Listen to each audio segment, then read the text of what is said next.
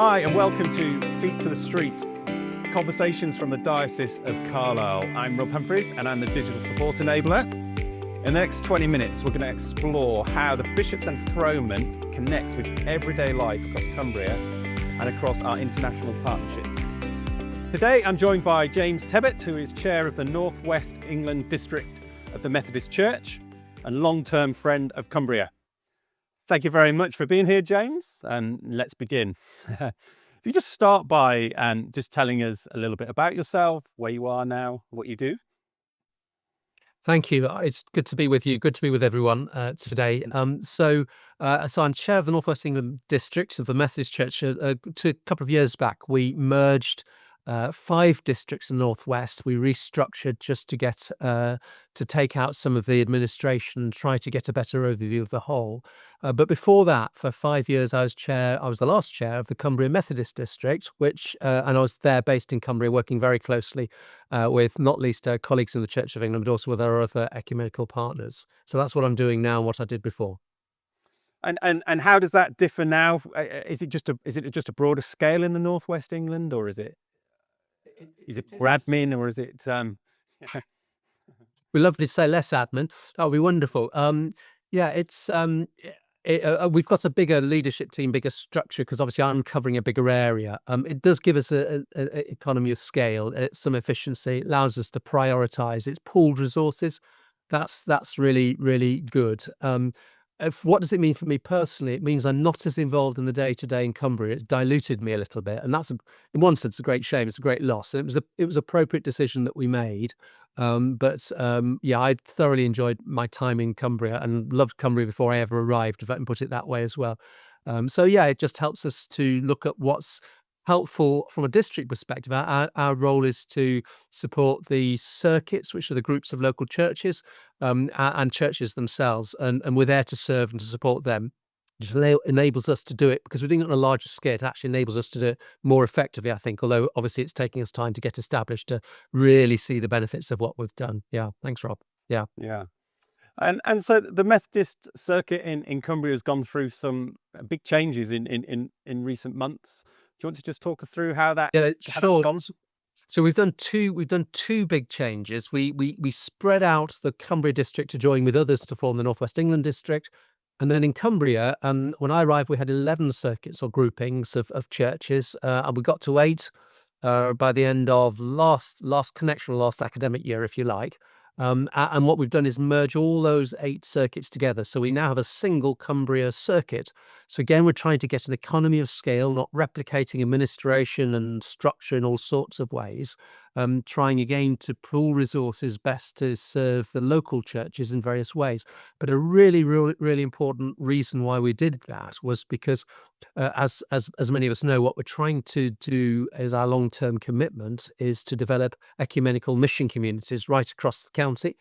We've recognised more fully that working ecumenically is really important, rather than being competitive, but pooling resources, trying to prioritise, agree common direction, all sorts of ways.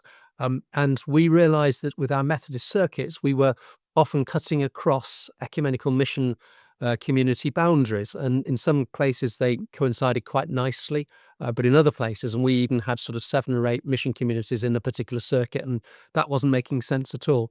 If the long-term future is working ecumenically, and not least through the mission communities, whilst we still need our Methodist circuit for governance and oversight of trustees and of personnel and things like that, nonetheless, it's better locally, not just to be configuring in just Methodist groupings, but to increasingly configure ecumenically with our colleagues. So that's been a very, very, very significant change. And that took place on the 1st of September this year, just a few weeks ago. And obviously, it's very early days, so it's bedding down. It'll take a little time to really get established. But that's a really important decision made. So two big decisions for the Methodists: change the district, change the circuits, not least so we can move forward ecumenically in Cumbria. Thank you. Great. And how do you see the Methodist role in the ecumenical partnership in Cumbria? Well, hopefully we are, I don't want to be ahead of anybody else, but not behind anybody else either. We are very committed. It was one of the things when I arrived in September 2019, I was just struck by how committed people. This was the norm. This is what we expected to do. That's what the fruits of the journey, the coming togethers that have been taking place in previous years. whenever you say something like this, there's always a chance of sounding a little bit too aspirational and not realistic, because of course some people have hesitations. Some places it works better than in other places, but the Methodists as a whole are very committed, and we were very sure that when we merged the district, the one thing we didn't want to do in any way was to dilute our commitment to the Ecumenical County of Cumbria. So the Methodists are in there, I hope, wanting to work with others, listen to others, be flexible to work with others to discern what God is leading us to, calling us to. And a few years ago, when we had the re-envisioning exercise and came up with the four themes, priorities, values: follow daily, care deeply, speak boldly, tread gently. We took that on board and are committed to that as well, and committed to trying to work really well together. There'll be times when, from our tradition, our nature, our culture, our emphasis, we hopefully can offer good things in and say, this is really important, we pay attention to this, or maybe we act like that, just as others will be saying that to us at times. So I hope that we are flexible, committed partners in which we bring what we can bring, but also are open to receive and to pay attention to what's important to others as well. Lots of generalized statements in all of that, but in terms of our principles and an underlying way of working, I hope that I believe we are really, really committed to that. And have you seen any sort of good examples of ecumenical partnerships working quite well in Cumbria? So I think in Kirby Lonsdale, where Lady Thornton is not just a Methodist minister there, but is also acting as an Anglican vicar, which has been really important. I'm thinking of Western Dales, where Andy Burgess has, and at other times we've had a pioneer which was jointly funded by Anglican Methodist URC. But there in Western Dales, in what was the Sedbergh circuit before the merger of the Cumbria circuits, Andy Burgess is again the Anglican vicar, but he Wendy was a Methodist by background. Andy is an Anglican by background. Andy is the vicar and the Methodist minister, and particular arrangements within and between denominations enables that to happen. So wonderful. We have joint ordained posts, joint lay worker or lay posts in various ways, or where we can contribute to each other's posts in various ways. So a single children's or family worker or outreach worker. Again, I think of Lowell Wood until recently in the Lune Valley. And again, there's a lay worker now instead, but just in Western Dales, just to use the two examples I've given already. Then sometimes it's wonderful to see a group work really closely together. So I think now of, for example, of East of Eden mission community, where every week the clergy would, I know we've had changes in staffing recently, so the patterns may just have evolved a little bit in the last few months, but certainly the former post holders were meeting every week, I think it was, to share prayers and reflect on business together. When I arrived in 2019, that side, the Eastern Valley, the east of Eden, so just on the fell side, going up to the Pennines, just all to the east of Penrith and just north of there. When I arrived, even then, because the chapels and the parish churches were were either Anglican or Methodist in that part of the world, we already had what was called a joint plan. The plan, which is the sequence of services, the planning of who's going to take which service in various ways, is very important in the way Methodists organise themselves as a group of churches. And already we had a joint plan, so we could already see Anglicans and Methodists and the deployment of ministry in that area, and both the ordained preaching and the lay preaching and the readers was carefully organised together. When the pandemic struck, they went to joint Zooms. And when we came out of the pandemic and started meeting physically again, no longer were we having, if you like, competitive worship in any village. So it might be on this Sunday, the Anglicans are going to worship and everybody will join the Anglicans. And the next Sunday, the Methodists are going to worship and everybody will join the Methodists. Now, of course, I know some people, we always fall back into our human nature and sometimes stay away when it's not our service. But at its best, we've seen people moving between the two. And I think that's quite remarkable to have a part of the Cumbria, part of the country as a whole, where we haven't got competitive worship between Methodists and Anglicans. So that will be one of the things that mission community has done. And just as before I stop, one of the things I also appreciate about that, they were very good at saying, what are our 3 priorities this next year? Take those 4 themes, 4 values. What are our priorities? What is each church going to do to work that out? So again, working to try to encourage everybody to be focused in their mission and their ministry in that time and place. So again, these are examples. Others could be found. Does that help to be going on with that? What do you think it means to be part of the enthronement of Bishop Rob and representing that ecumenical partnership there? Well, it's a huge celebration and a sense of thanksgiving, lots of goodwill flowing, and a sense of moving into the next chapter. I mean, it's Bishop Rob knows the county. He was here, obviously, in his own earlier stages of ministry, and he's obviously been with us as suffragan bishop of Penrith for a little while, and I've worked with him as a colleague during that period as well. But there is a sense of, in a sense, our personal delight in him, for him, but a celebration of, in a sense, if I may, God's renewal of the church, that in every generation God gives. And the long story, the honourable story of Christian folk in this part of the world, not least through the Diocese of Carlisle. And that's a great celebration as we mark the next stage in the journey. And there is a sense of, it's one of those things, past, present, and future, or present. We look back fondly. I look back fondly, not least to my colleagueship with Bishop James while he was with us, and others will be able to go further back. And none of us know quite what's coming, but in the light of the experience of the past and the present, we can trust for the future as well. So it does feel like it gives impetus to a new stage, a new chapter. And certainly in the ecumenical county and the ecumenical life between us, we're always evolving. I'm conscious that the illustrations I just gave were particular to particular places, but when we're working as leaders and in the structure of God for All, we have been able to say, what's important? Where do we put our efforts? How do we work together? And all the stuff we've had on mixed ecology and faithful improvisation and the metaphor of the garden, all that stuff has had its place because we actually spent time, and always go back to how it was right at the beginning, I think, when they pulled it together, the prayer and the relationship out of which activity flowed. So here we are at the time of the enthronement, at the time of the inauguration of the new chapter of a new phase, again, committing ourselves to working together, to listening to each other, to respecting one another, to delighting in each other, to working through the challenges and our differences, living sometimes with our contradictory convictions, but nonetheless committed to working together. And all of that symbolized, brought together in the moment of what will be a wonderful service, of each element having its own significance and its meaning, but in the whole, making for the whole, where we commit to God, we thank God and commit to God this next stage, not least praying for Bishop Rob, and indeed praying for the Diocese of Carlisle, and indeed for all of us in the ecumenical county. And you've touched on there the relationships there between the sort of ecumenical leaders. Just give us a little bit more of an insight in how you communicate, how you plan, how you move the God for All vision forward together as leaders of each of your churches, but collectively in this ecumenical partnership. And one of the things we've done, because we're constantly a work in progress, trying to find what's most needed for this time or this place, this stage of our story.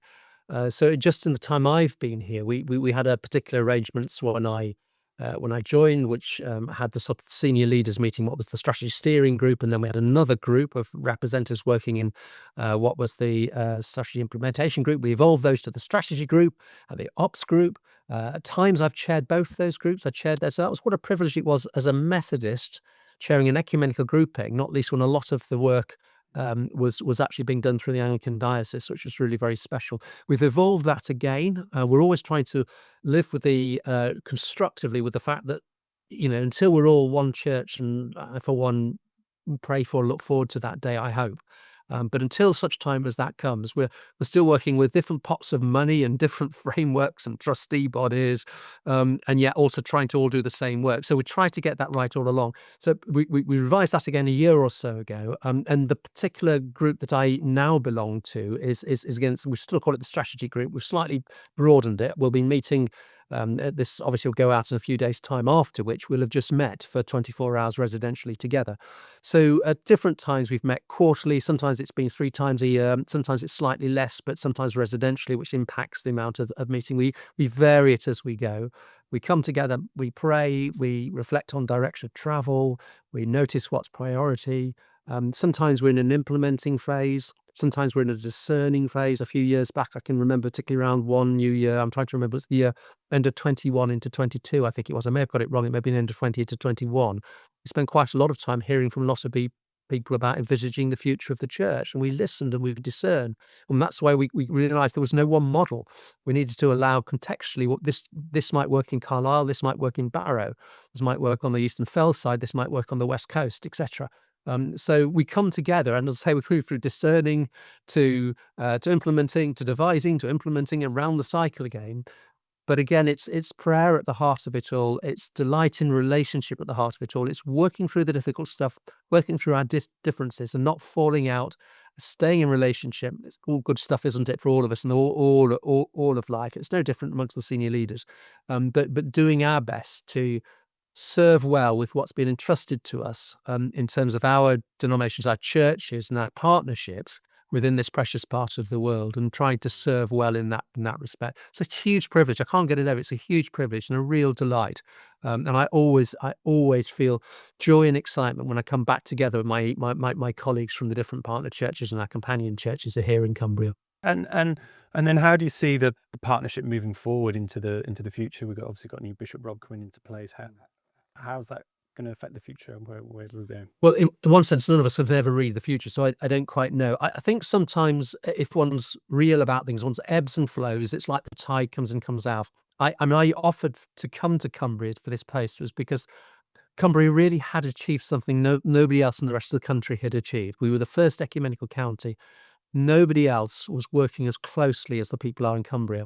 It's been a delight to see some others follow suit, and only in the last month or so, I was in an national ecumenical meeting. Another part of the country were wondering, and I was really encouraging them to do this. Because apart from anything else, we come back to the prayer of Jesus in John's Gospel about the pray that we will be one, that the world might believe. It's very easy for anybody who doesn't have a Christian faith to turn around to the churches and say, you hypocrites, you can't even get your own act together, and you presume to have something to say to us about a God and about the way we might be together in the life of the world. It's a real weakness, but it's not just that it's weak if we don't come together. It's not a good witness. We are stronger when we come together. We learn from each other. We check our arrogances and our presumptions that we are right and we're the one way of doing things. We learn some humility. We learn some grace. We enjoy some humour. We care for one, and that's really, really important. So where do I see us going? To come back to your question, Rob, where do I see us going? I'm acknowledging that I think inevitably we ebb and flow a little bit, and partly because we're in an in-between place. We're wanting to work closely together, but we've not yet fully arrived, and that's beyond just the decisions of what we do in Cumbria. If we weren't belonging to national churches, I'm pretty confident we'd have come into a single denomination, but then would be a separate denomination from the rest of the country. And what we really want to do is to work as a national and preferably even an international level. So there's no simple solution to this. My hope is that we will continue to commit to communicating, working out how we best deploy resources. So in that new structure I referred to of the last year or two, there's a particular group that looks at how we can do mission projects and how we can deploy staff together. So pull in the resource from the Methodists, from the Anglicans, the URC, Salvation Army, whatever it might be, others as well. We're always open to working others. It's not a closed group in any way at all. And say, actually, we need this particular project over here, the West Coast, say, in this particular part of the West Coast. Actually, who can bring what to the table for that? And so we want to be doing that as well. So my hope is we continue to communicate, pray, work together. We try to get the overall big picture, follow through as best as we possibly can, certainly for the time being. And I don't think the time's ripe yet to revisit the four themes, the four values. I still think they've got lots of mileage to run yet as a direction of travel for us. But also in the nitty-gritty, sometimes to come together to say we'll work in this way in this place. And so think of some of the posts I've referred to, or the operational things I referred to earlier in our conversation, and more of that, renewals, more of that, more instigations. I think that's really important. And my hope is we just keep going and we will adapt as we go, but nonetheless stay as partners going forwards. And how can we then pray for the Methodist Church now moving forward as well? That's really kind of you to think like that. And again, our prayers for each other across the denominations and our partnerships is really, really important. But thank you, Rob. That's really kind of you to think of for us. So I think, I mean, in some sense, I often sometimes say we spend quite a lot of time, have done at this time in the life of the church. At worst, you could be critical, rearranging deck chairs. That's not unimportant, because actually if you don't trip over them as much, then that's quite important. What we want to do is to release people from the burdens of running things, so that they can be enabled to love their neighbor, to worship God, to care for each other, to care for our community, to care for God's creation, to ensure justice in all the possible ways we possibly can, inclusion in a world where we're just not including people in all sorts of ways. And I think all the stuff around asylum seekers, etc., etc. So I want people to be released for that, and we're trying to do our bit in the Methodist context. So at this time, the Methodist Circuit of Cumbria would value, I'm sure, your prayers as they form relationships in new ways, as they embed stuff together in order to best serve the local churches and best participate in the ecumenical mission communities. Similarly for the district, we're a year on from the circuit, but we've done loads in this period of time. Think back to what we still had to do last year. We've done loads, but we've still got loads further to go. And again, at the end of the day, it's trying to get the mechanisms sorted out to then support those and the localities as best as we possibly can. So similar prayers in a sense for the district. But above all, please pray for each and for all, that all of us will be open to the grace and the goodness of God flowing through us, working with each other with kindness, with inclusion, with compassion, seeking forgiveness, offering forgiveness for when we get it wrong, or we can truly be God's people in this part of the world. So general prayer for us, but for everyone as well. Thank you. Yeah. James, thank you very much. Really appreciate your insights and your thoughts there, and experiences of Cumbria and what you've shared. And yeah, we'll be praying for you in the future. Thank you very much for Thank you. Thanks, Rob. Thanks, everyone. Thank you for listening to Seat to Street. If this conversation has helped, please follow the Diocese of Carlisle and the Carlisle Cathedral on the website and on the social media channels, and share an episode with a friend. As we look forward to the Bishop's Enthronement at Carlisle Cathedral on Saturday the 29th of November at 2 p.m, please keep our churches, schools, communities and youth workers in your prayers. See you next time.